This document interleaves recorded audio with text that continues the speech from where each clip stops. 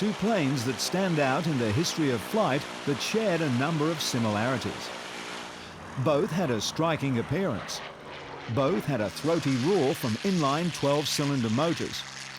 Both, rightly or wrongly, were credited for winning World War II.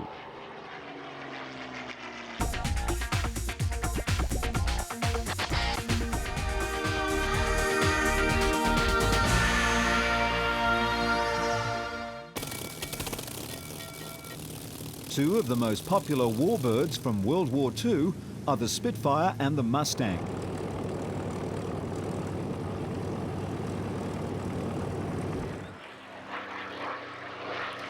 It's possible that their styling is what appeals. Maybe it's the throaty roar of the inline 12-cylinder Merlin Rolls-Royce supercharged engines that both planes used that invokes awe.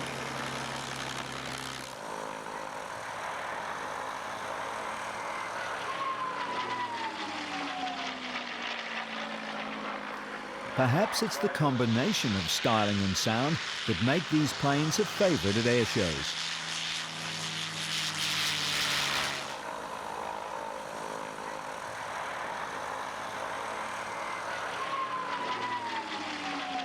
Although both planes share similar styling, power plants and roles in battle, and both were designated as fighter bombers, that is where the similarity ends. The Mustang had similar statistics as the Spitfire. A little over 15,000 P-51 Mustangs were produced during World War II. The English version had 4 20mm cannons and 6 machine guns. The Packard Rolls-Royce Merlin V1650 engine was equipped with water injection and provided more than 2,000 horsepower in a wartime emergency.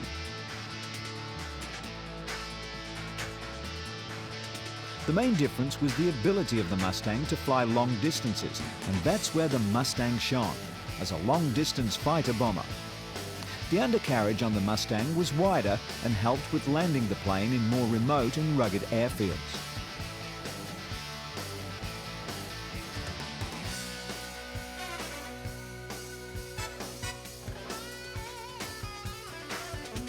Although other planes were built that were better performance than the Spitfire and Mustang, these were generally radial engine machines. The Spitfire and Mustang represent the pinnacle of the inline engine during their time.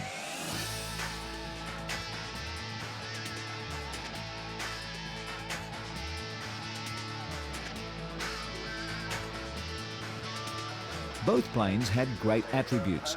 Both also had their vices, but overall, these planes were outstanding machines and have gone on to be the symbol of an era of flight.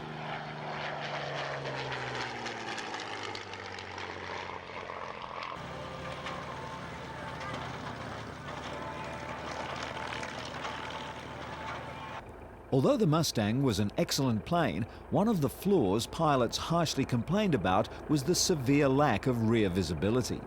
The original standard canopy was indeed poorly designed.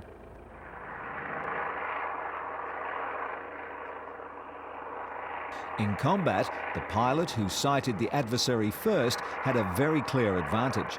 Unfortunately, the pilot of a P-51 often didn't see or know of a rear attack until bullets struck his plane.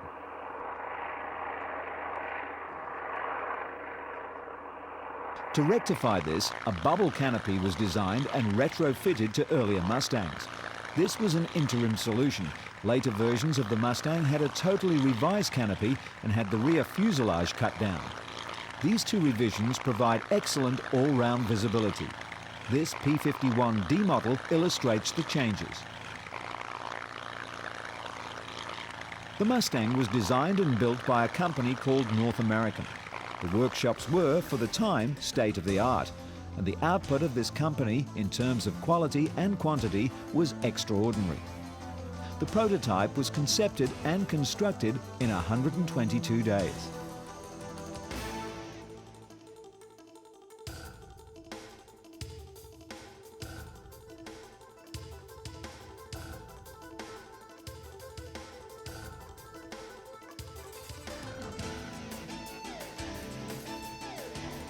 North America was a model of technology and technique. The efficiency of the company enabled them to build 9,000 Mustangs in a year.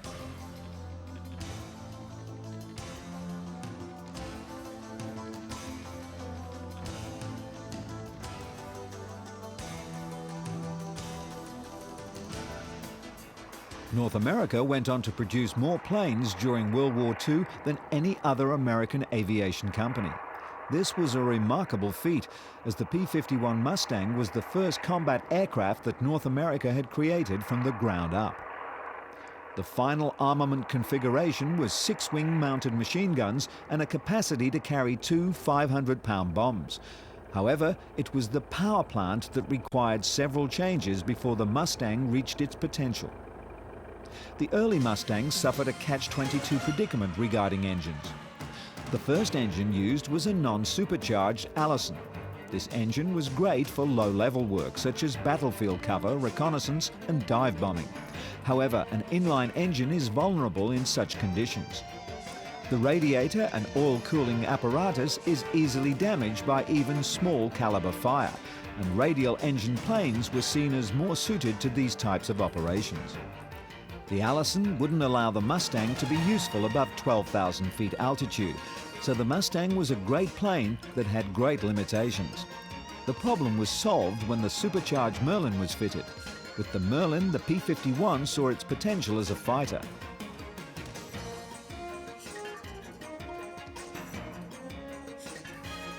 Interestingly, a dive bomber variant, the A-36A with dive brake, was developed. Flyers of the A-36A are credited with perfecting a technique called skip bombing.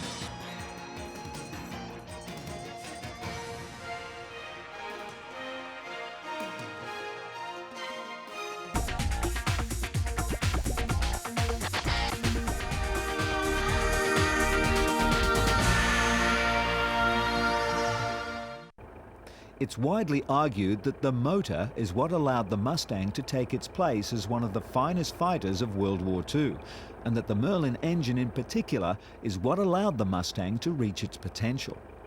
But the plane as a package was great from day one, and the refinement of the craft didn't focus on the motor. The whole plane, including its airframe, propeller and armament, was constantly refined.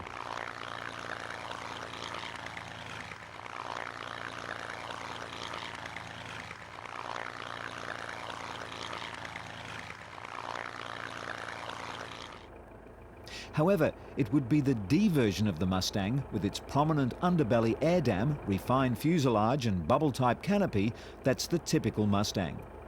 Even though further variants were later developed, few were actually used in great numbers.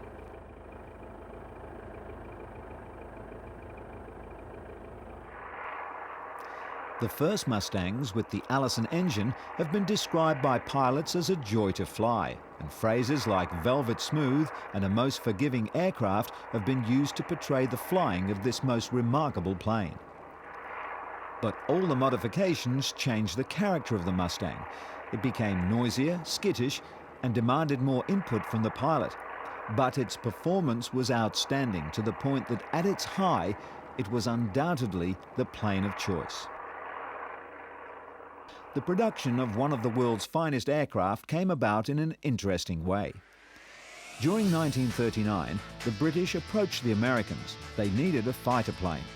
They'd already approached Curtiss, but they couldn't deliver, as they were in full production with the P-40. The British wanted North American to build P-40s under license. Dutch Kindleberger, the CEO North American, suggested they could build a new improved craft using the Allison power plant from the P-40. Overnight, Kindleberger's design team came up with a sleek new fighter plan, and the British gave the go-ahead to proceed with 320 of the new P-51s. The contract required the prototype to be ready within 8 months. North American decided to try for 120 days. North American was 2 days late on their estimate of 120 days because the engines were 2 days late getting to the North American factory. What's most remarkable about this achievement is that the prototype P-51 was built in the same time that it would take for North American to tool up to construct the P-40. The British had previously dealt with North American, as they'd supplied them with 86 Harvard trainers. North American had proved their reliability and product quality. Even though North American had never built an actual warbird, the British were convinced that North American aviation would deliver.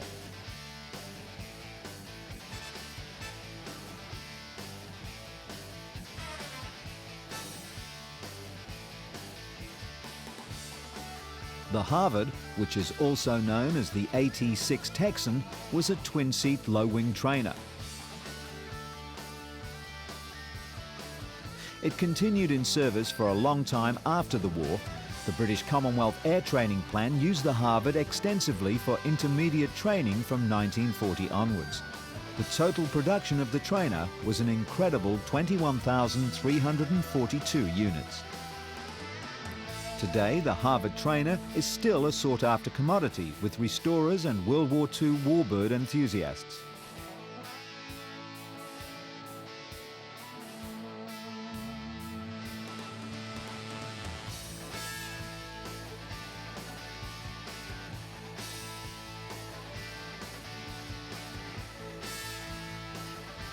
Here are a couple of AT-6s going through their paces in a pylon racing event that was recently held in Tasmania, Australia.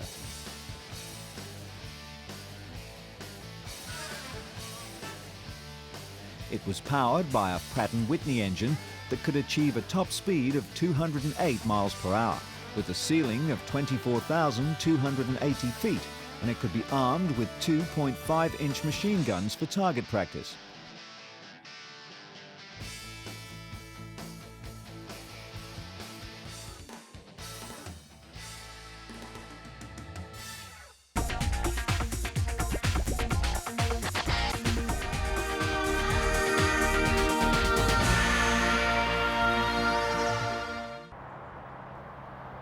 Again, the Spitfire and the Mustang share a similarity. The wing design of the Spitfire was a breakthrough at the time, and this gave the plane its impeccable handling capabilities. The Mustang's designers improved upon that with the first laminar flow wing, which shifted the thickest part of the wing rearward. This reduced drag and greatly reduced fuel consumption.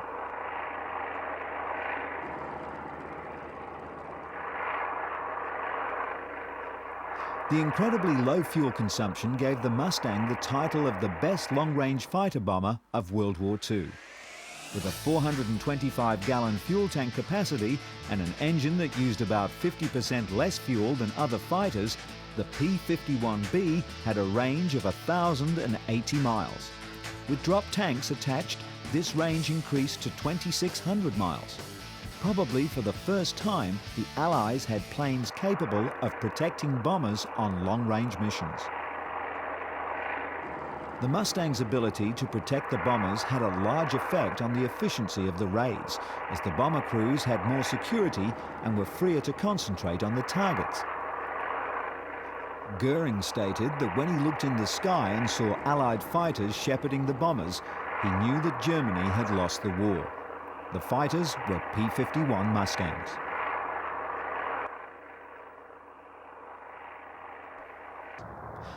No longer could the Luftwaffe fighters enjoy turkey shoots of Allied bombers. From this point on, the German fighter aircraft were on the defensive. In addition to protecting the bombers at high altitudes, the P-51 Mustangs were given the added assignment of destroying the Luftwaffe aircraft on the ground, along with their support facilities during low-altitude strafing missions.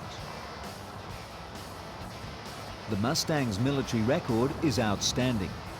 Mustangs destroyed 4,950 enemy aircraft in air combat and 4,131 on the ground. During the Second World War, the Mustang flew 213,873 missions in Europe alone. The planes shot down by the Mustang add up to almost half that claimed by the combined American units in the European theatre. A total of 2,520 Mustangs were lost.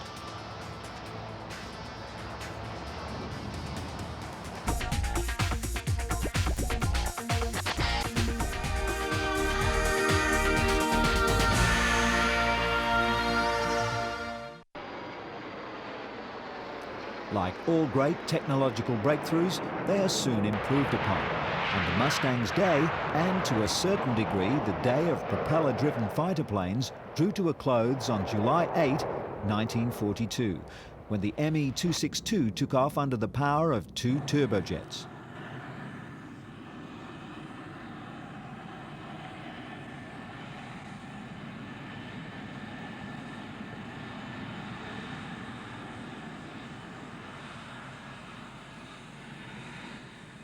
Design of the ME-262 jet fighter began about a year before the outbreak of World War II.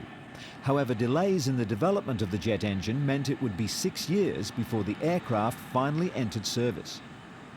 When the ME-262s finally took to the sky, they proved to have outstanding flying qualities.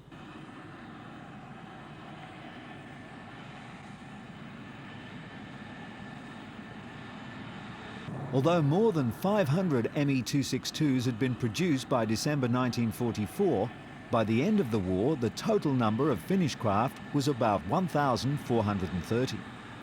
Probably less than 25% of these saw frontline service. However, losses of ME-262s were relatively heavy. A large number of these losses were due to mechanical failures and inexperienced pilots.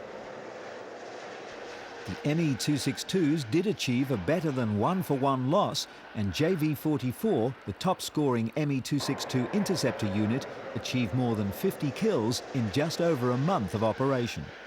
In air-to-air combat, the ME-262 never engaged its British counterpart, the twin-jet Gloucester Meteor.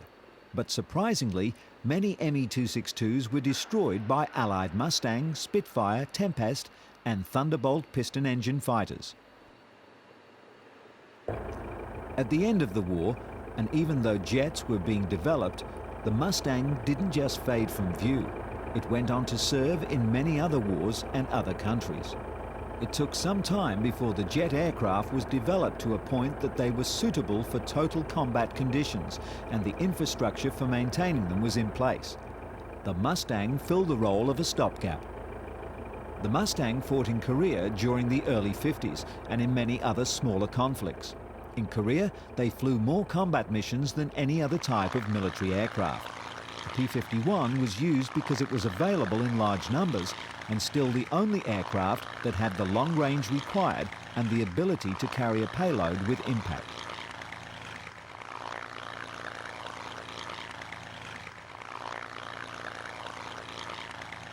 Amazingly, the Mustang served about 25 different countries and operated for more than 35 years. It flew its last combat missions during the 1956 Desert War, and the Dominican Republic used the P-51. 44 of these were taken on in 1948, and some remained in service as late as 1984. The P-51's acceptance was incredible. Even the Soviet Union operated a few Mustangs. The US sent China 50 P-51s before the end of World War II, and they remained in service until the mid-1950s. Canadians had the craft in service until 1956. Many of these returned to the US civilian market. A remarkable story is the New Zealand order for 320 P-51s just before the end of World War II. Only 30 of the order were received in 1945. They were left in their packing cases until 1950. They eventually got assembled, but by 1955, they were sold for scrap. Sweden was one of the biggest overseas users of the Mustang. Sweden sold their Mustangs to Israel and Latin American countries. Switzerland had 100 P-51s in 1948, and they stayed in service until 1956. Italy used 48 Mustangs between 1948 and 53. South Africa flew 95 Mustangs in Korea, and the Philippines used the P-51 Mustang during the post-war era and then took them out of service in the mid-50s. Even Cuba had a couple of Mustangs.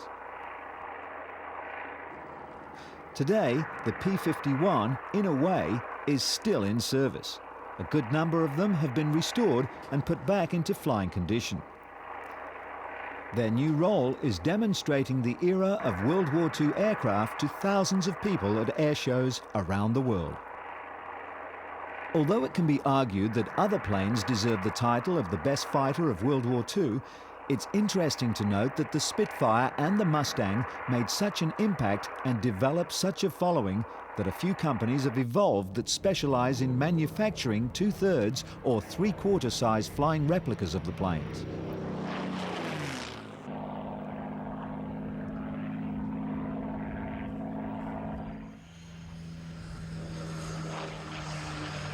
The companies duplicate the aircraft in the closest possible way to ensure the plane flies and feels like the original.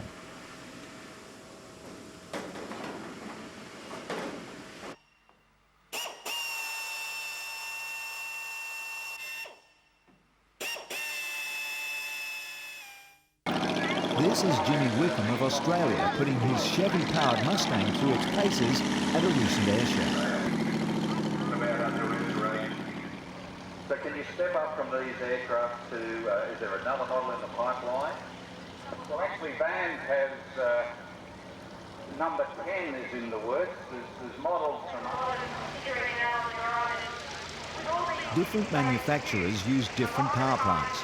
What is interesting is that in certain areas, the replicas actually outperform the original.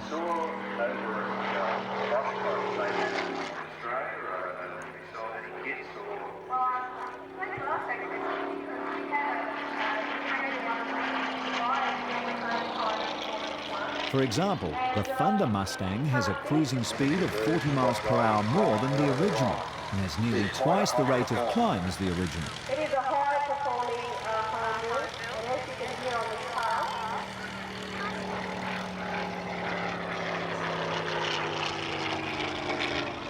very successful mini biplane aircraft. Weight loss minimum that beautiful Mustang replica.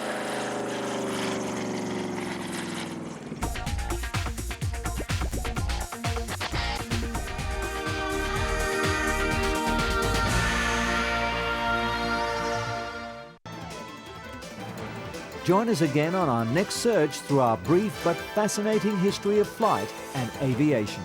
Come with us and meet the people, the planes and the companies that have created the world's most technologically advanced machines.